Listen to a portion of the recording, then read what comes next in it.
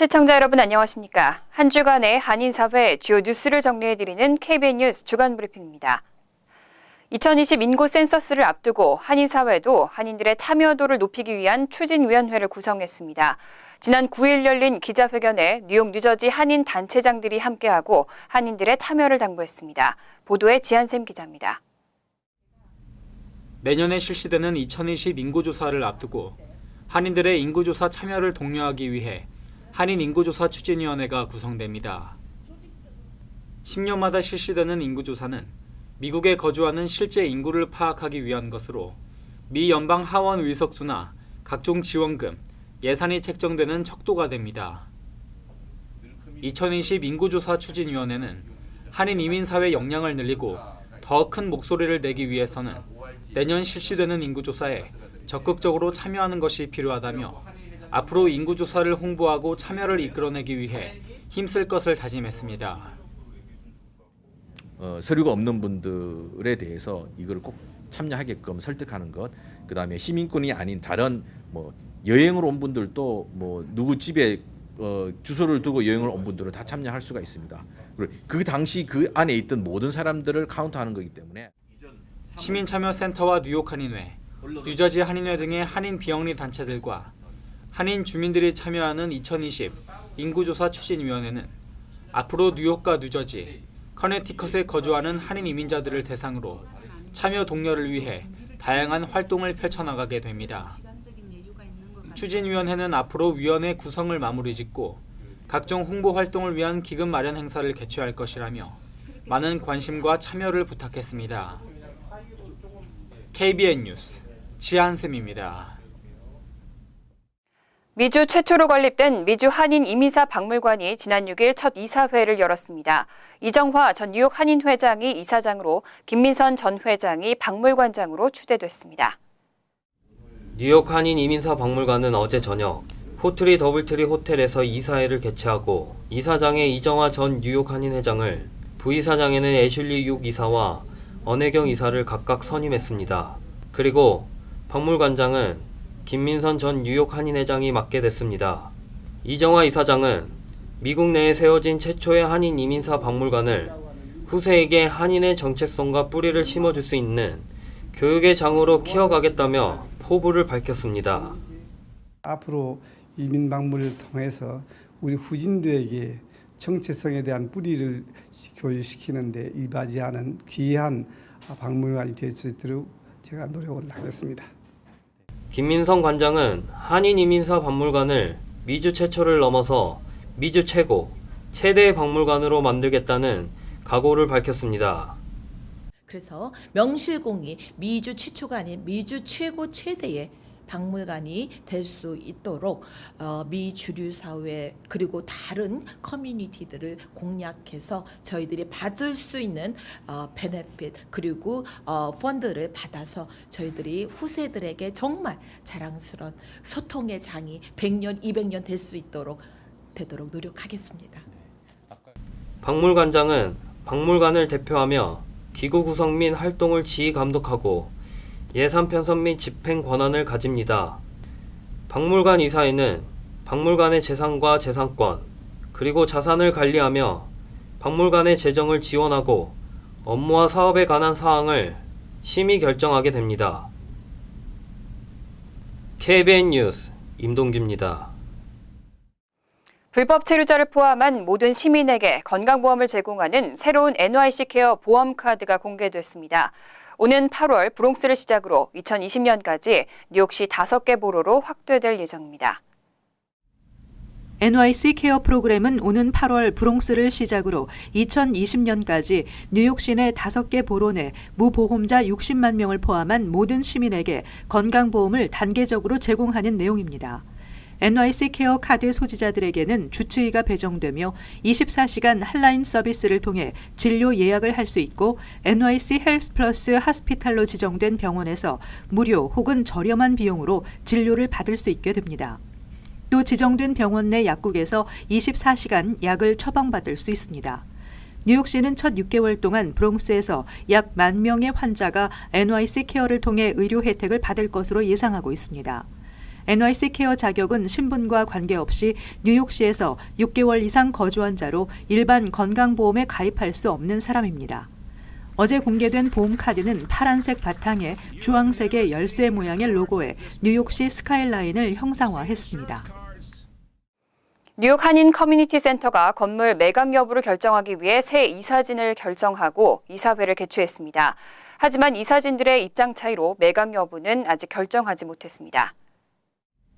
KCC-NY는 7일 플러싱 GFL 강당에서 최수지 연구이사와 배희남, 전명국, 최영태 등기이사를 포함해 11명의 새 이사진들이 구성돼 이사회를 열었지만 이날 주요 안건이었던 KCC-NY 건물 매각 여부는 이사들의 입장 차이로 결정되지 못했습니다.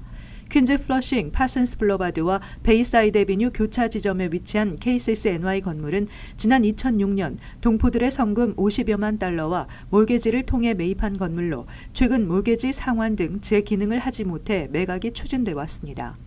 투표를 반대한 김수환 이사는 7일 진행된 이사회가 새 이사진의 첫 모임인 만큼 건물 매각에 대한 내용을 알지 못하는 상황에서 결정을 한다는 것은 섣부른 판단이라고 주장했습니다. 따라서 KCC-NY는 이사들이 자료를 검토하는 시간을 고려해 다음 달에 다시 이사회를 개최하겠다고 밝혔습니다. 한편 건물 법적 소유주인 최 등기 이사에 따르면 현재 체이스뱅크에 있는 부채 55만 달러를 포함해 총 부채는 87만 달러입니다. 치사율이 60%에 달하는 슈퍼박테리아 칸디다 속 진균이 뉴욕과 뉴저지를 중심으로 확산되고 있습니다. 전국에서 최소 613명이 감염된 것으로 알려졌는데 뉴욕주에서만 절반이 넘었습니다. 현재 미 전국에서 항생제가 듣지 않는 칸디다 속 진균에 감염된 환자가 최소 613명이며 뉴욕주에서만 절반이 넘는 319명을 기록했다고 연방질병통제센터가 밝혔습니다. 뉴욕 다음으로는 일리노이주가 156명으로 두 번째로 많았으며 뉴저지주도 106명으로 그 뒤를 이었습니다.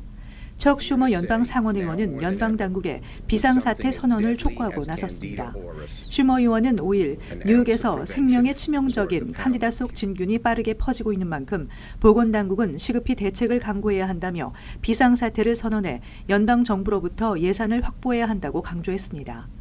치사율이 60%에 달하는 이 박테리아는 노약자 등 면역력이 약해진 사람들에게 주로 전염됩니다. 지난 2009년에 처음 발견된 이후 2013년 미국에서 첫 환자가 발생했으며 지난해 한 고령의 환자가 이 박테리아 감염증으로 사망하기도 했습니다. 뉴욕주가 고속도로 공사 구간 내 과속 운전에 대한 단속을 강화하고 있습니다. 지난달 실시된 5일간의 집중 단속에서는 14,000여 장의 티켓이 발부됐습니다. 연중 캠페인으로 전개되는 단속은 뉴욕주 고속도로에서 공사 중인 인부들의 안전을 위한 것으로 주 경찰은 지난달 22일부터 26일까지 5일간 집중 단속 기간 동안 14,000여 장에 달하는 티켓을 발부했다고 밝혔습니다. 이 중 속도 위반이 5,225건, 공사 구간 속도 위반 683건이었으며 운전 중 핸드폰을 사용하는 등으로 단속된 것은 579건이었습니다. 쿠오모 주지사는 올 초 고속도로 공사 중 한 명의 목숨을 잃었다며 계속해서 주 경찰에 의해 단속을 해나갈 것이라고 공사 구간 안전 운전을 강조했습니다. 지난해에는 2,360장의 벌금 티켓이 발부됐으며 이 중 1,269건이 공사 구간 속도 위반이었습니다. 연방고속도로청 통계에 따르면 지난 2017년 고속도로 공사장 사망자 수는 799명이었으며 이 중 132명이 공사 중이던 인부였습니다. 뉴저지에서 비닐봉지 사용을 금지하는 타운이 늘고 있습니다. 벌써 50여 개 타운이 일회용 비닐봉지 사용을 금지하고 수수료를 부과하고 있습니다. 북부 뉴저지 글렌락 타운 의회는 최근 식료품과 식당 등 모든 소매점에서 일회용 비닐봉지 사용을 금지하는 내용의 조례안을 채택했습니다. 이에 따라 내년 1월부터 글렌락 타운 내 소매점과 식당에서 일회용 비닐봉지 사용이 금지되며 종이봉지 사용도 봉지당 10센트의 수수료가 부과됩니다. 글렌락에 이어 리치우드도 이번 달 중 타운 의회에 비닐봉지 사용을 금지하는 조례안을 상정하고 논의에 들어갈 예정입니다. 티넥타운은 지난 2017년 비닐봉지당 5센트의 수수료를 받는 조례를 채택해 시행하고 있습니다. 반면 지난해부터 주정부 차원에서 논의 중인 비닐봉지 사용 금지안은 부진한 상태로 주의회가 지난해 비닐봉지 사용을 줄이기 위해 장당 5센트의 수수료를 부과하는 내용의 법안을 통과시켰지만 필 머피 주지사가 거부하면서 무산됐습니다. 이에 주의회는 지난해 9월 일회용 비닐봉지뿐 아니라 스티로폼 포장 용기, 플라스틱 빨대 등 일회용 플라스틱 제품 사용을 전면 금지하는 법안을 상정했지만 법안은 주 상하원 본회의 안건으로 채택되지 않고 있는 상태입니다. 이 같은 원인은 플라스틱 제품 제조업체와 비즈니스 업주들의 반대 로비가 거세기 때문으로 보입니다. 뉴욕시 한식당들의 위생 상태가 소폭 개선된 것으로 조사됐습니다. A등급을 받은 식당은 지난해보다 5%포인트 증가했고 낙제점을 받은 식당은 절반 가까이 줄었습니다. 미주 한국일보가 뉴욕시 보건국 식당 위생검사 결과를 분석한 결과 한 식당으로 등록된 업소는 총 308곳으로 이 가운데 A등급 판정을 받은 식당은 254곳으로 전체의 83%를 차지했습니다. 이는 지난해 4월 78%가 A등급을 받은 것에 비해 5%포인트 증가한 것입니다. 또 B등급을 취득한 한식당 수는 30곳이었습니다. 낙제점인 C등급 판정 또는 재심사가 필요한 보류 등급을 받은 한식당 역시 모두 10군데로 지난해 같은 기간 20군데에 비해 절반으로 줄었습니다. 한편 한식당들이 가장 많이 지적되는 사항은 음식 보관 온도로 나타났습니다. 보건국 규정상 찬 음식은 화씨 41도 이하, 뜨거운 음식은 140도 이상을 유지해야 하는데 한식당들 경우 이에 대한 위반이 가장 많은 것으로 파악됐습니다. 또 훈제 생선은 화씨 38도 이하를 유지 보관해야 합니다. 전문가들은 한식당의 경우 냉면 육수를 식히는 과정이나 김밥에 밥을 식히는 과정도 위반 사항으로 지적될 수 있지만 식히는 과정을 기록한다면 벌점을 피할 수 있다고 밝혔습니다. 그 밖에 요리사나 준비 직원의 개인 위생 소홀, 음식 보관 준비, 서빙 과정에서의 위생 관리 미흡, 조리기구 관리 불결 등의 위반 사항이 많았습니다. 한편 뉴욕시 보건국에 따르면 뉴욕시 전체 식당 26,979곳 가운데 A등급은 84%로 조사됐습니다. 최근 들어 전화 신호음을 한 번만 울리게 한 다음 리턴콜을 유도하는 신종 전화 사기가 유행하고 있습니다. 다시 전화를 걸면 요금을 부과하는 수법인데요.